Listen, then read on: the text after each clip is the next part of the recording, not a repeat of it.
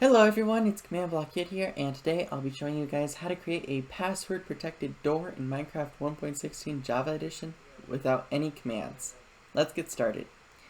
First things first, you'll need plenty of materials to build your secret door, that's password protected. You're going to need a couple of hoppers, some redstone dust, at least 2 sticky pistons, a single redstone comparator, at least 2 repeaters, at least 3 redstone torches, but I have extra just cause. A chest, a button, I would prefer it if it were wood. An anvil, doesn't matter the condition as long as it can name 2 things. 4 stacks of anything or 4 tools. And roughly 2 stacks of anything that is named whatever you want with the anvil. They both must be named the exact same thing. You're going to need 2 experience levels, just so you know. So, first things first, we're going to decide a spot around here to build a door, and I've decided right about here is going to be a good spot. So what I'm going to do is I'm going to dig a little bit like so. Dig 2 blocks this way. I did not mean to destroy that. Take the sticky pistons and place them like so. Now they do look like that they won't reach, but they will once they've extended. So what we're going to do is we're going to place down a little bit of dirt that they're connected to, or stone, which will look more inconspicuous. Anything that will basically make the door harder to see or to make out. I'm going to dig out a little bit of spot, like a room area, behind the entrance, like the actual area. I'm just digging out a little bit of an area. On the other side, right about here, dig down a couple of blocks, like so. We're just going to dig a little pathway like so we can get to both sides easily. You also might want to consider getting some torches too for light purposes. We're going to go ahead, place down our chest right here, followed by a hopper coming at the side of it. So we're actually going to move this chest here. We're going to place down a hopper here, and a hopper above that, like so. Covering up the stuff with stone like so, and it looks like it's kind of normal in the terrain. If you want to hide this, you can use something like a slab or a thing of carpet or something that will make it look, again, harder to see or make out. So now we have the hoppers like so. We're going to dig a little bit and make this space a little bigger, because it needs to be bigger or else we won't be able to do what we're doing. So we need to get one of our redstone torches out. I did not get it out. Place it down, and this bottom hopper here won't work, and that is perfectly normal because the redstone torch is connected to this hopper. So you can just put whatever you want in here for now. In my case, I'm going to put down all these stone axes and iron axes like so. I'm going to take out this stone here. Leave this first slot blank, as you will need that slot to be covered with something like tutorial or something like the dirt or anything else that you want that is already named a passphrase. So you go ahead and put that in.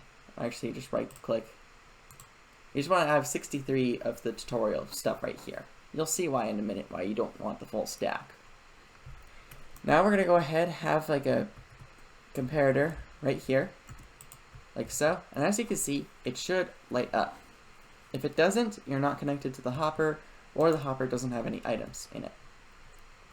Right click to set it into subtraction mode. You'll know when it's in subtraction mode when this thing here is lit, the torch that I am looking at. Now we're going to go ahead, dig a little bit, like so. Now as you can see, like it's detecting stuff in the chest, and it's going to send out a near full signal. However, we don't want it to send a near full signal right now, otherwise that'd keep the door open for a really long time. What we want to do is we want to wire some redstone and another redstone torch like so that these backlights here turn off. Now what we're going to do is we're going to use the redstone we're going to have a repeater here like so, and when I put an item into here, like I max out the stack, this repeater is going to light up and stay lit. That is perfectly normal as of right now. We're going to dig a little more around, and I understand that it is starting to get dark, so I'm going to have to watch out for mobs. So we're just going to dig a little bit around here, just to add more room. Now what we're going to do is we're going to wire some redstone. So as you can see, this hopper, or this repeater here, is sending out a full signal. That is perfectly normal, as this is what repeaters should do. Now what we're going to do is we're going to dig a little bit down like so that we have a pathway going down to this redstone torch. Wire down some redstone going down, and it should turn the redstone torch off briefly and turn back on. This means that everything is working correctly. This is what you want to have happen. You want it to be briefly open for a little bit of time. If you want to have the torch stay off longer, you put more of the stuff in, and it will stay off longer. Now what we're going to do is we're going to wire some more redstone this way, on the other side of your secret door here. We're going to wire the redstone around, like so. I'm going to actually just cover that. Dig a little more, and wire more redstone. Now, we want we're going to go a little bit of a wide berth, and we're going to basically wire this redstone here so that it is connected to this top piston here. Now, why the top piston? If you go for the bottom one, only the bottom one's going to activate, and the top one will not.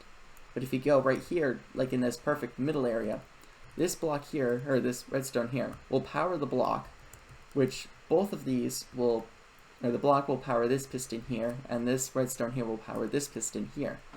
So that is how to create that kind of door.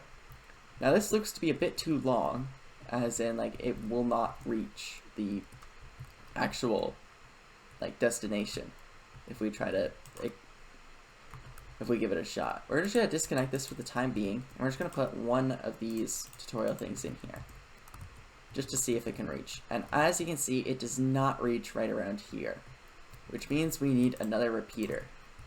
So we're going to take this time right now to place down a repeater, and as you can see, both the pistons have fired. Now what we need to do is we need to have a block right about here that the piston is going to activate, or not the piston, the repeater. We're going to replace this, and we're going to have this repeater going into some stone, and we're going to have a redstone torch on the other side. The redstone torch should turn off. We're then going to wire the rest of the redstone so that it will go into this top piston here. Now what we're going to do is we're going to place a button right here. This will also allow us to temporarily turn this off so that we can retract the door so we can quickly get out if we need to.